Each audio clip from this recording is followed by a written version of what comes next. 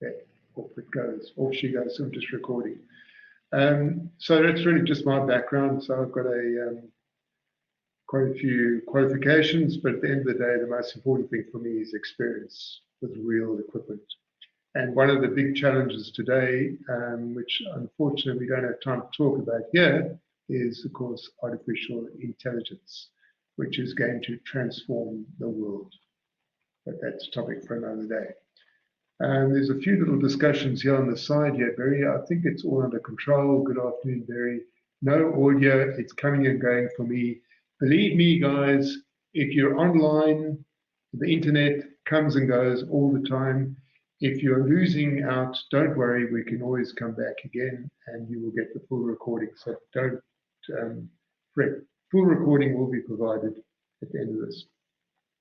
So if you've got problems with the internet in your location, we will give you the full recording and the slides.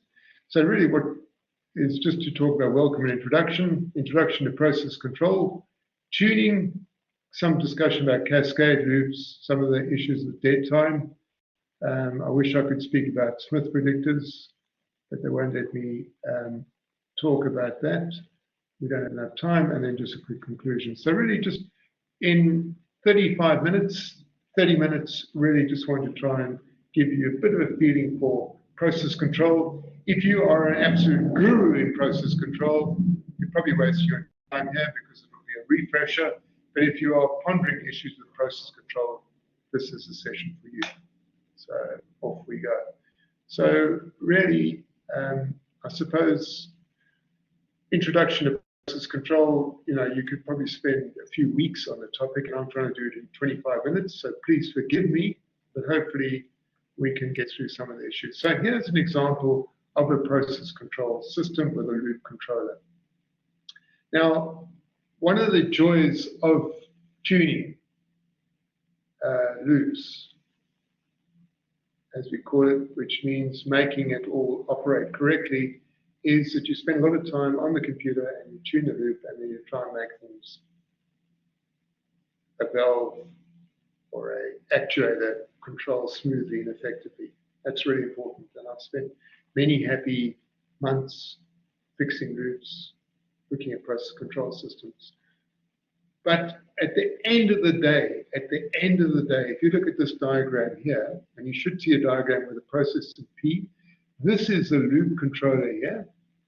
Loop controller, this is the controller. I'm just scratching out on this. And this is the actual process. This is the plant. Process, the plant or the factory. At the end of the day, the most important thing is your instrumentation. So the signals you're getting out of here from your flow meter, your temperature transmitter, those are absolutely critical. And as you know, if you're reading garbage, you will be making bad control decisions. So that's a given. There's no way of hiding from that. So at the end of the day, it's really, really important to say you can tune loops till you're blue in the face, but until your information that you're getting from your instrumentation is high quality, nothing sensible is going to happen. So in this diagram here, I just want to show you, this is the controller. And for reasons known, which we'll explain as we go on, it's the PID controller. We're going to focus on PID controllers. This is the process, and this is what you're trying to control. So for example, this could be a valve that you're controlling here. Little valve, and we're controlling a valve, and then this could be a temperature transmitter, which you bring back information, or flow meter, you bring back information. Now, if you look at this diagram here, what we're trying to show you is that if you get a signal, which looks like this little black bit here, can you see the little black bit there? This is a signal, it's moving up and down, which is showing you one particular signal. It's coming back from the instrumentation. It arrives here, obviously it's on the straight line, no problems. As it goes through into your controller, as you go into your controller, you'll see a little negative here because what we're looking for is the error between the set point and the PV. So we have a set point, which is our target value. What temperature are you aiming for? I want to aim for 300 degrees Celsius. PV is the process variable. What are you measuring? It could be a temperature value, a flow value, whatever. And then the output is what is the 0 to 100%, for example. What are we controlling? We could be controlling a valve. So what we're trying to do is make sure that the set point and the process variable are smack on. They're exactly at the same point. That's obviously the target.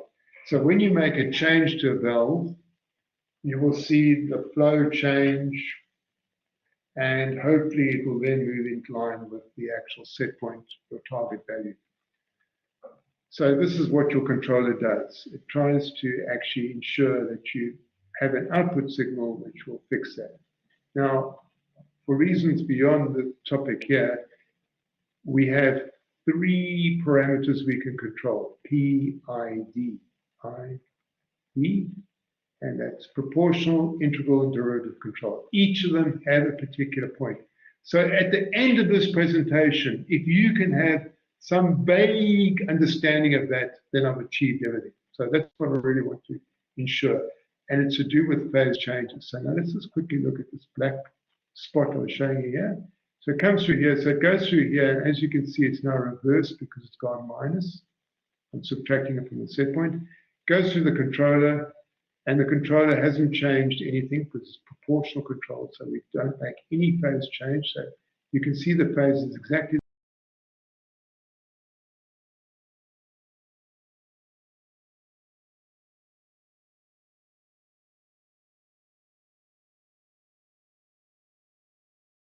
So there's a 180-degree phase shift through the process. So this is shifted by 180 degrees. So this is obviously, it could be 90 degrees, 182 degrees, but 180-degree phase shift, which means as soon as it happens, this signal coming through here actually is now reinforced. So in fact, with this 180-degree phase shift, we have a potential for instability, which is what I'll show you in a few minutes. So that's really important to see here. So basically what we're trying to show you is that through this loop, you've got a feedback loop here. This is called a feedback loop, and you've got a phase shift in your signal. If it's a 180-degree phase shift across the process, you have the potential for instability, which means you've got to be really, really careful about how you set this guy up here, your controller. So that's what we're going to spend the next 15, 20 minutes talking about. Are there any comments from my chums out there? Any comments? Can anyone tell me what proportional control does? What phase shift does proportional control add to this loop? What is a phase shift with proportional control? Any takers? 0 degrees, I'll give you a few clues. 0 degrees, 90 degrees, plus, minus 90 degrees. Phase shift. Thank you very much. What is the question is this: what is the phase shift when you have proportional control in your controller?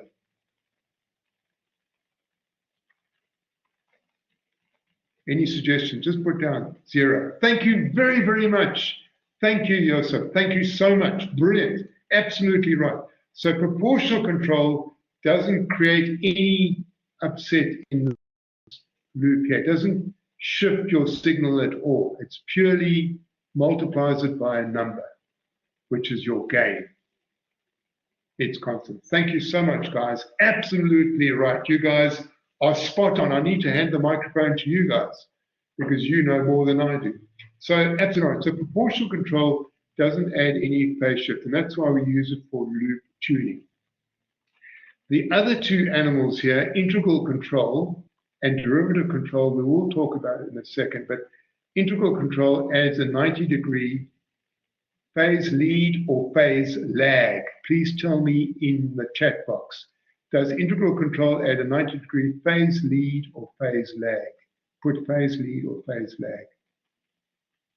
Lag. Thank you very much, Ali. Top of the wazza. Thank you so much. Absolutely right. So integral control integral is slow, it adds a lag to the signal. So in fact, it creates a lag. Thanks, James. Thanks, everyone. Ruben. Whereas derivative control, as you would rightly assume, actually adds a phase lead of 90 degrees. So phase lag. Thanks, guys. Thank you very, very much for doing that.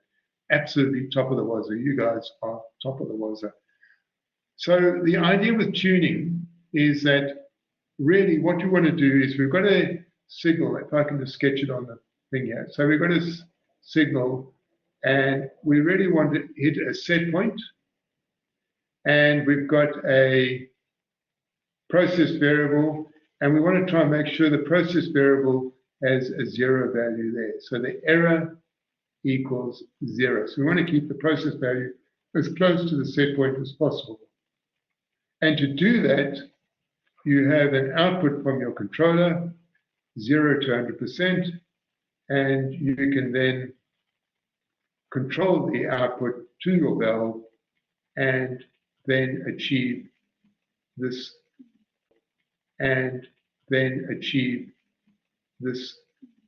process variable moving straight up to the set point, your target set point. So the idea is to minimize. So the objectives of tuning are quite simply minimize integral of error. So here's a set point here. We've changed it from there to there, and this is our process variable. So we want to try and make that as small as possible, as quickly as possible. The other issues are we want to minimize, so I've jumped a slide here, we also minimize the amplitude of the error squared, but don't worry about that, it's the same issue as number one. The other point is you want to minimize wear and tear. And I suppose some of you may have worked with valves, for example, they're a good example. If you're constantly tweaking this from 0 to 10%, and then you go to 11%, and then back to 9.5%, you may be wearing this guy out here. So the trick is to minimize wear and tear. No overshoot at startup. You may have a tank full of caustic soda or something noxious, and you want to make sure that the process variable goes up to the set point, it creeps up nicely. There's no like that. Otherwise, you may blow up a tank or you may have overflow in your caustic soda tank. So you want to just have a nice clean thing. So these are issues that you need to think about when you're tuning. And finally, you as the operator of your plant know more about the plant than anyone else. So you will know all the disturbances in your plant, the load changes, the issues in your plant. So you may know things that you may want to embed in your tuning rules about any known disturbances. So those are all important issues. So to come back to this diagram again, the idea very simply, the rule is if I say to you, the loop gain,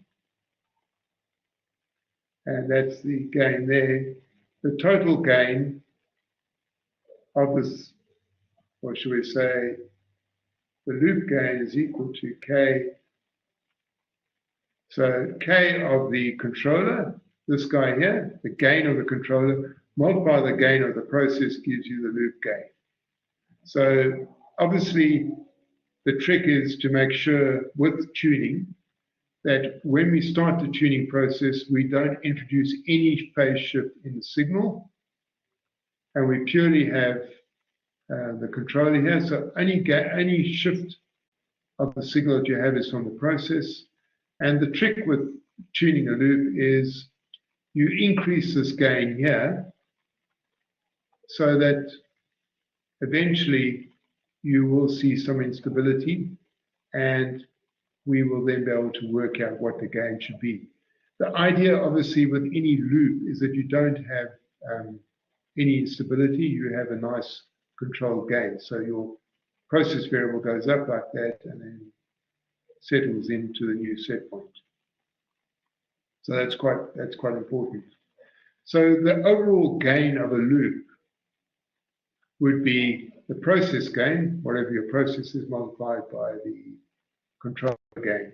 And if that's greater than 1, you're going to have the signal getting bigger and bigger, you get instability. So obviously we need to avoid the loop getting greater than 1 or even equal to 1. It must be well below that. So those are the issues we need to think about. And obviously the phase shift around here, if it's 180 degrees, you've got potential instability issues as well. So those are the sort of things we're going to think about in the tuning rules.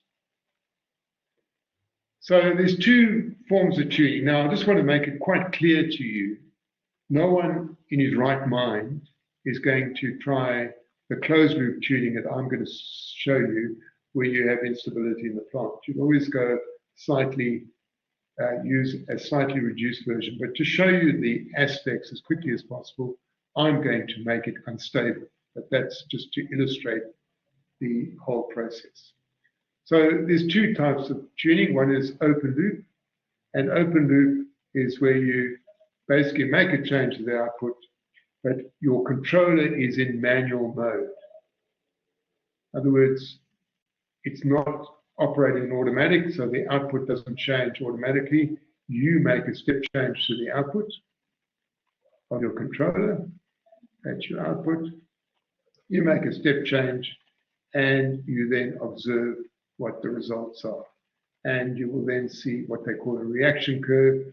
You can then get two parameters here. One is the slope of the process variable, and one is the effective lag, this area here. And those two numbers, you can then work out your tuning constants. And there's a calculation here, which is shown in the notes, but I'm not going to spend much time on it. I want to demonstrate the continuous cycling Ziegler-Nichols, which is a automatic version. So this is the open loop approach, the reaction curve, and then we've got the Ziegler-Nichols approach, continuous cycling, which is what we want to spend a few minutes talking about. So the idea with Ziegler-Nichols is that you put the plant into an unstable region.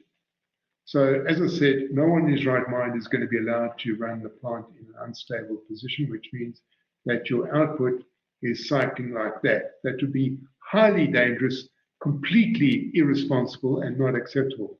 But this will show you how to go about the process. So what we do normally is we actually pull back. So we don't go the full way to an unstable plant. We just pull back. So we're actually below before the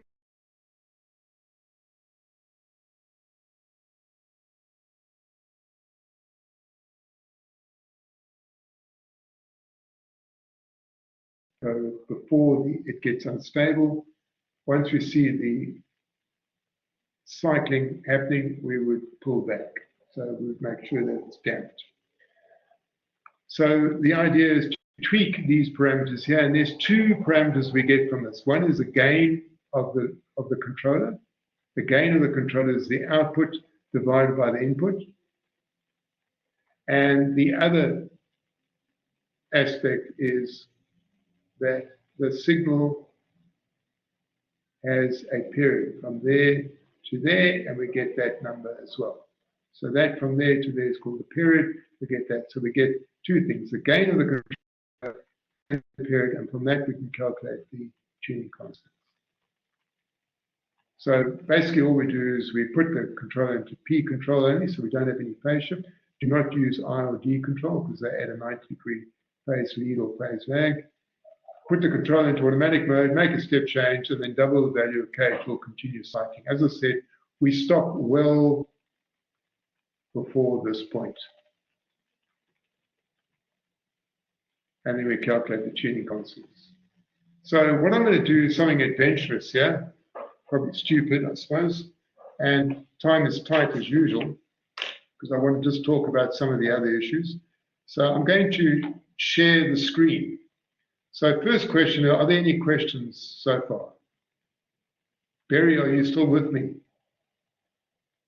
Yes, Steve, I'm still here. Are we still there? Does it sound okay? Can you hear me, or is it just blah, blah, blah, blah? It comes and go, but yeah, we will be sharing the slides and the video with everyone. Okay, I'm sorry about that. If everyone's got bad sound, that's not good at all. But I probably should use a headset and microphone, but anyway, that's a topic for another. Yeah.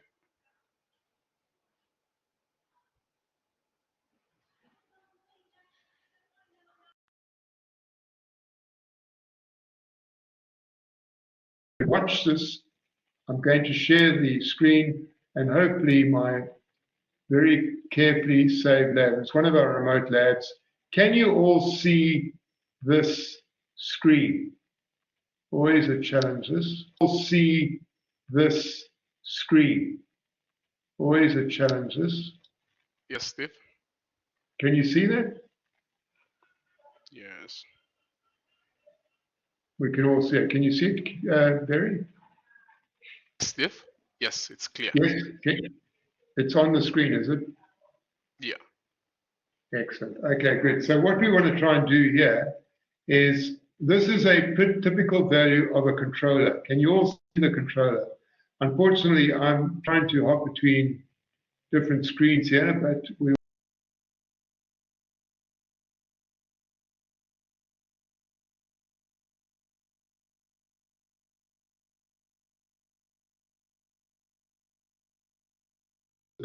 this is a typical controller screen, and they're all the same. There's not much different. Now, what we've got to do is tune the screen. Now, what you'll see, there's three parameters here: gain, reset, which is to do with integral control, and derivative, which is obviously derivative control, and they're in minutes. So you'll see the gain of the controller is 1. So if I put this into automatic mode, can you see click automatic, boom? And if I make a change here, it's a little bit of stress on the computer to try and show this, but you should see a slight change to the set point. This is the set point. So I've changed the set point. And you'll see the set point's gone up a bit there, and you can see the process variable jumping around. But it basically settles back again. So basically what we're going to do now is we're going to increase the value of the gain. And the other point I'd like to make is that the reset and derivative are basically set to inactive, because the reset value is at the maximum value, which means that there's no reset going on. And the derivative is at 0, so it means there's no derivative action. So if this is 0.01, the reset, then you'll see a lot of integral control. At the moment, there's no integral control. So the gain is at 1. So if I increase the gain to, say, 3, bang, and I make a change, it's in automatic mode. I make a change here to the set point, you'll see that the process variable jumps around a little bit.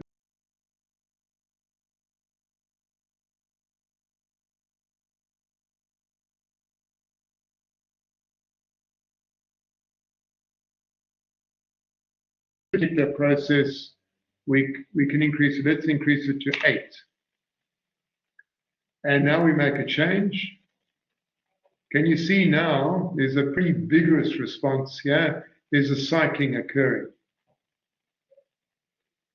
Unfortunately, the cycling does settle down again. And this is probably, when you get close to this point, you typically take the parameters and you work out what the tuning constants are. But here you'll see that it settles down again, gets down to small value, and it's basically settled.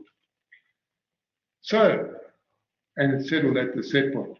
So now what we do now is we increase the gain to, oops, I've just lost it.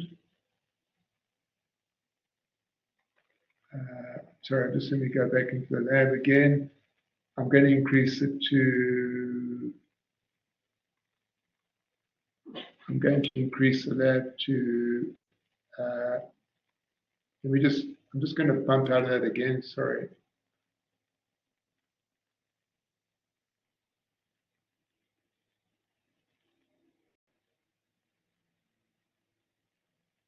I've just been bumped out of the screen now. I'm just going to share the application again. Just hang on a tick.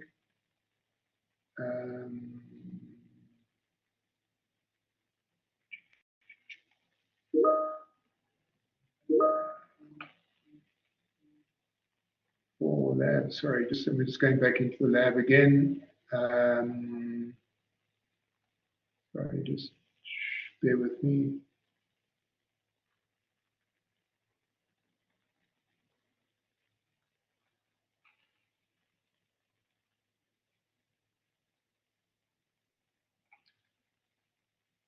Okay.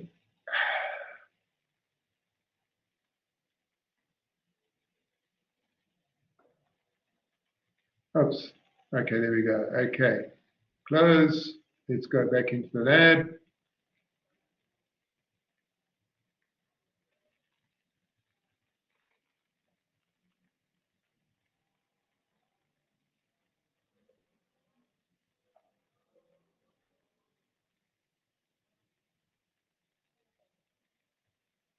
Okay. Barry, can you see the lab again? Not yet. Not yet. Okay, sorry everyone, we got bumped out of the lab because it ended up at 3:30. Sorry, my time. Can everyone see the lab now? I'm going to just run it again. Just hang on a tick.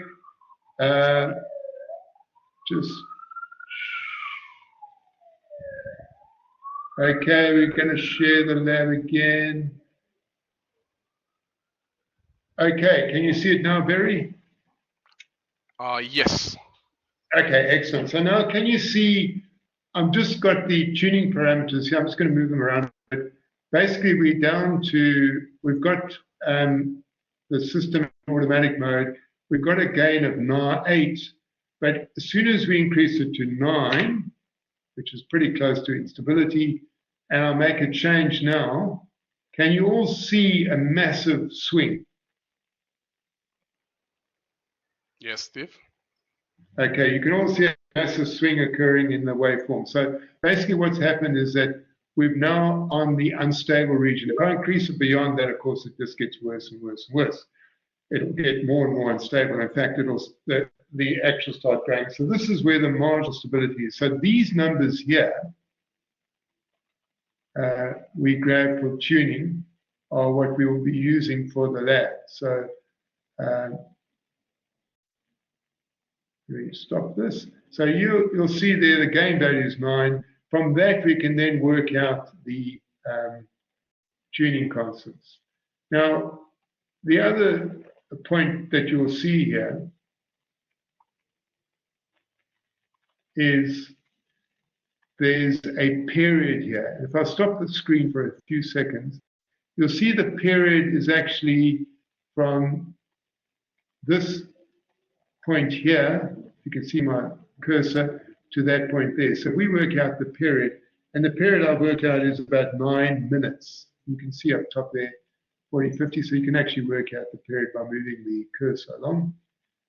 But we're not going to worry about that now, but you can move the cursor along, and you can work it out. The period's about 9 minutes. So we've got a gain of 9, and sorry, the actual period is about 7 minutes, 6.9 minutes, 7 minutes. So from that, you can then work out the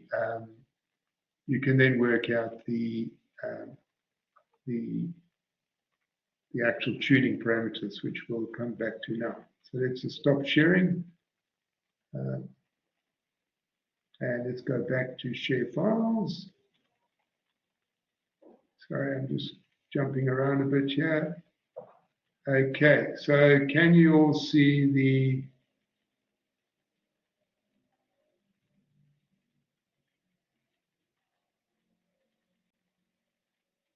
this file here? Yes. Continuous cycling. Barry, are we back in business again? Can you see the continuous cycling? Yes. Okay, good. So what we're trying to show you is that by changing the actual gain value, we end up with this guy here. We've been adjusting this guy here, the gain value of that, and we get 2 parameters from that, the gain and the period.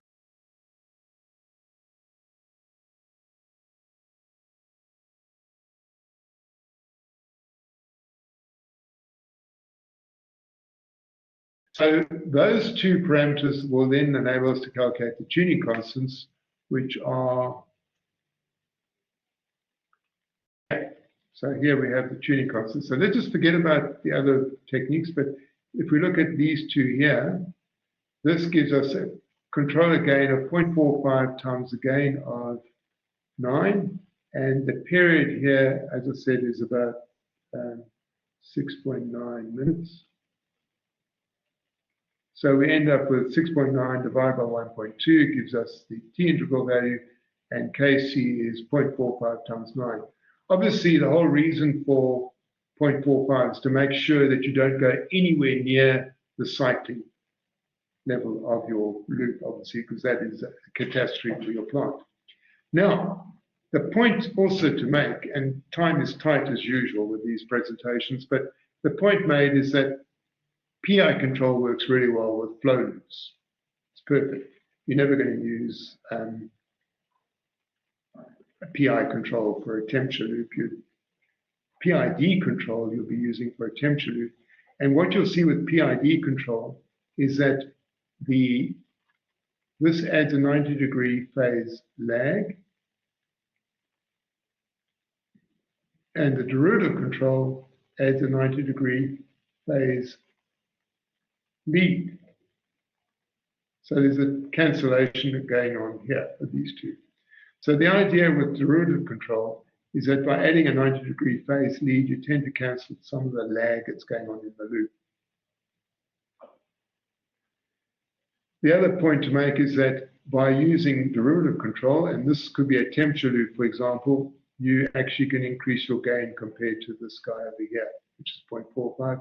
Gain there is 0.6, because you've got lead occurring with your derivative control. So these parameters are quite easy to plug in, and as I said, most of the time you'll be using PI control.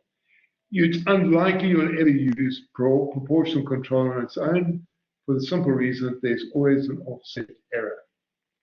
Okay, which means there's always a gap between the set point and the process variable. You never quite get there. And integral control enables you to close that gap. Okay, time is, as I said, always a bit short, so I'm not going to worry about that. You can get these slides afterwards. Now, what I want to do is talk about cascade control. And that's where we take a typical single loop temperature control. Can you see the loop there? So here, what we're doing is we've got a little liquid, for example, coming through here. There's some gas here, it's a combustion chamber, liquid coming through here, heating up, and then we get a temperature up there. So you have an inlet temperature and an outlet temperature. And you look at the temperature value there, look at your set point, and then you adjust the valve here. There's a problem with this strategy. And what is the problem with this strategy? Can anyone tell me what the problem with this strategy is? Is KU the period? Sorry, Seb, yep, absolutely. KU is the ultimate gain. The period is T. Seb, sorry about that. I should have. So can anyone tell me what the problem with this single loop temperature control? What's the biggest issue that's going to happen? Corrective, Richard, yeah, right.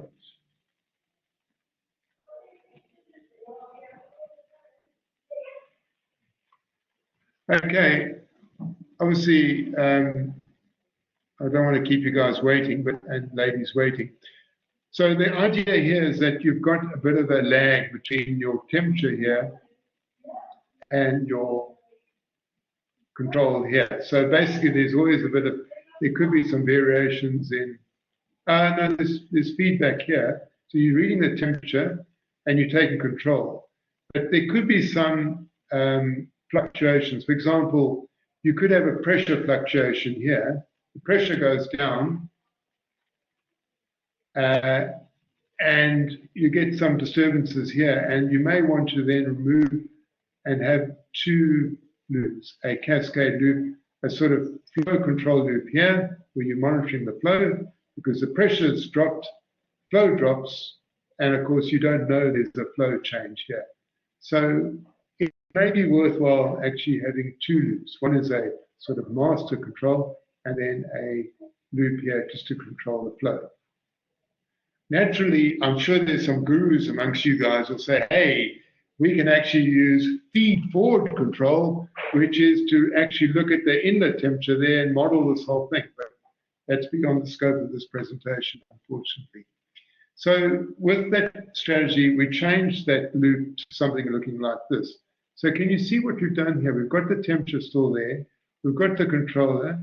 And then we feed the output from the controller into the set point of the flow controller there. So you've got temperature control and you've got flow control, and this flow controller actually does the control of the valve, but looks at the flow rate. So you actually get quicker responses here. So essentially what you'll end up with is PI control here and PID control here. And this is what we call a cascade loop. And admittedly, if you go to a lot of mines, you find the cascade loops are all being put into manual and they're not functioning, and that's a topic for another day. But the idea is with this sort of loop, you get a better control response. Thanks, Sean. Yep, good point. At P1 temperature loop. Thank you.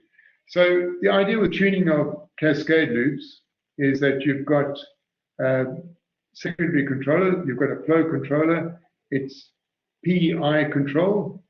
And by the way, I've shown you an unstable loop if you manage to get into that demonstration I did online in the lab, which was a bit tricky. It was a bit overloaded my computer, but you'll find that it's almost impossible to get any instability in a flow control loop. Anyone that says you can, it's unlikely. It's they're very stable.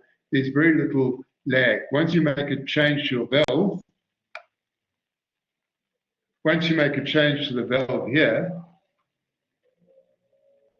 you see the response on the flow pretty well instantaneously. There's no massive lag. So PI control works out.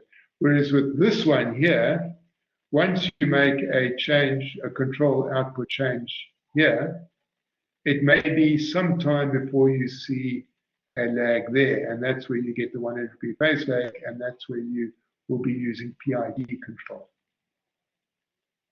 So obviously, with the primary controller, which is what we call the temperature controller, look for the 180-degree phase shift, reduce K and ensure that you've got integral and derivative, and make sure you still get a reduce K and ensure that you've got integral and derivative, and make sure you still get a phase lead with your derivative control. So the idea with tuning of cascade loops is a little bit more complicated, but certainly worth using.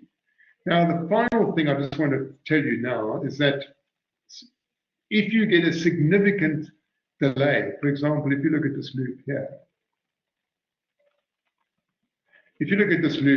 you could have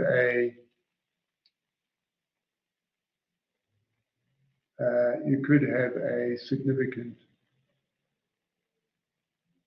If you look at this loop here, from the time you make a control change there to that flow there for the combustion, you may wait quite some time before you see the temperature there. So there's a significant lag in this process.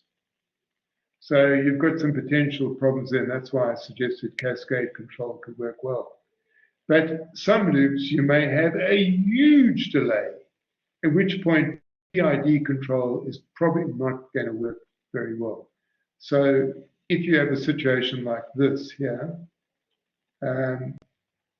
there's a typical example there, but if you've got a system like this, for example, here's a bunch of stuff coming down onto a conveyor belt, and your mass meter is somewhere downstream.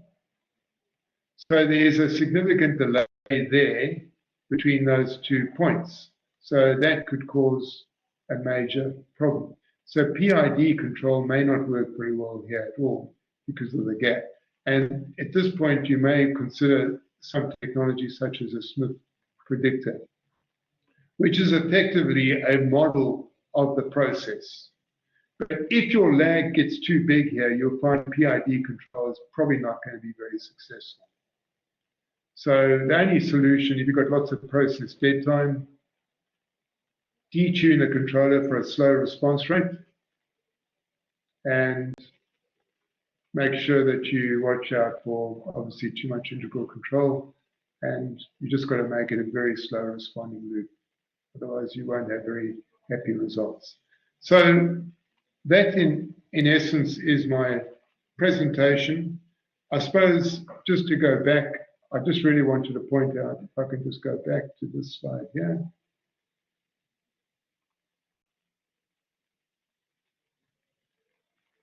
Excuse all the gibberish all over the screen.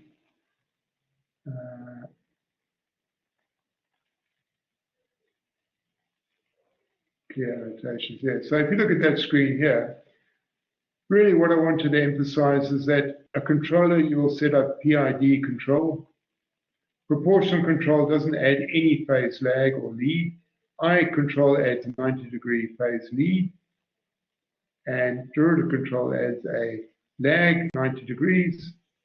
The idea with tuning is that you basically push the controller gain up to such a point that you get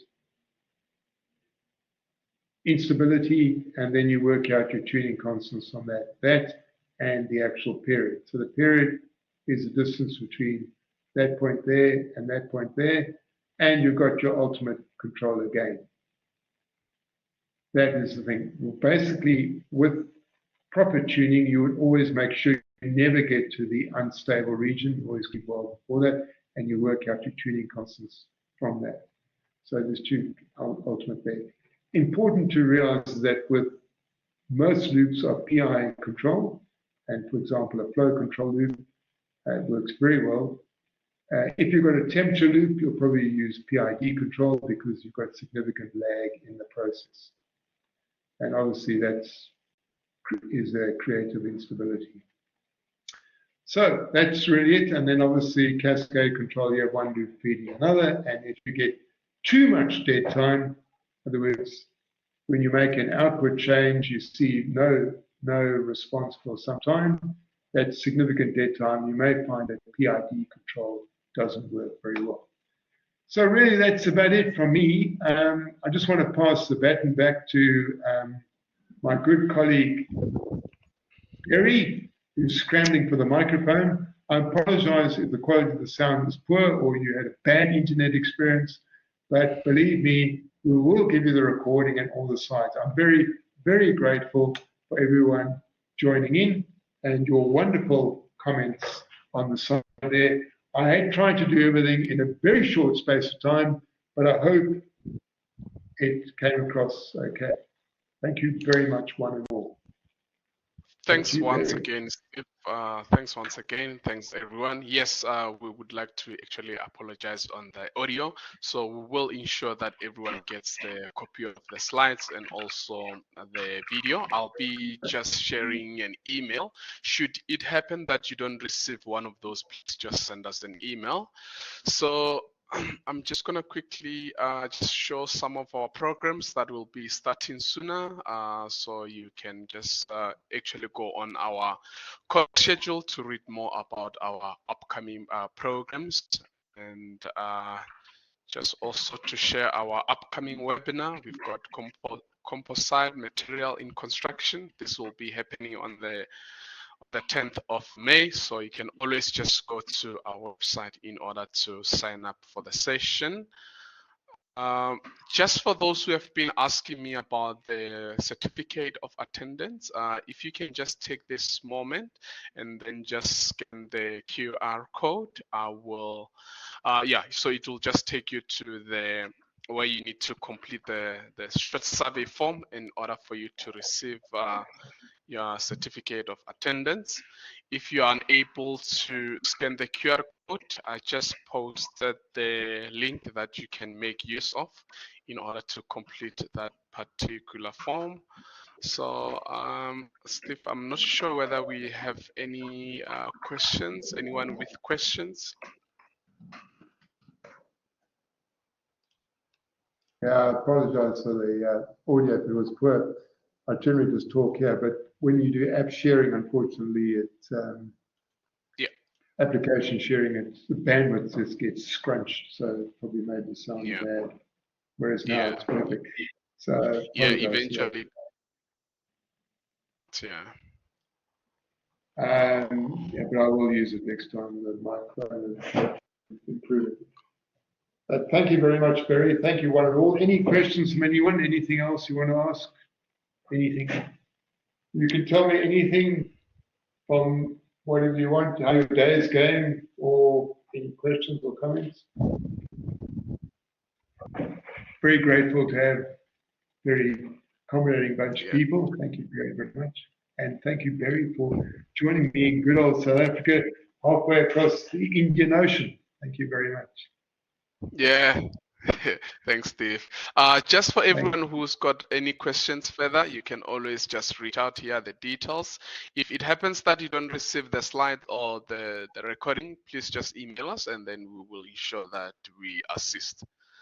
Thanks, everyone. Thanks, sure. Steve. Thanks, Have a great day further. All right. Thank you very much. Cheers. Thanks, guys. I'm about to jump on my bicycle to go home. The sun's setting here. Okay. Thank you very much, guys. Really Cheers. appreciate it. And lovely to see all my chums online. Thank you very much, Barry, and all the best to all of you. And let's keep in touch. Cheers. Bye. Thanks. Cheers. Bye.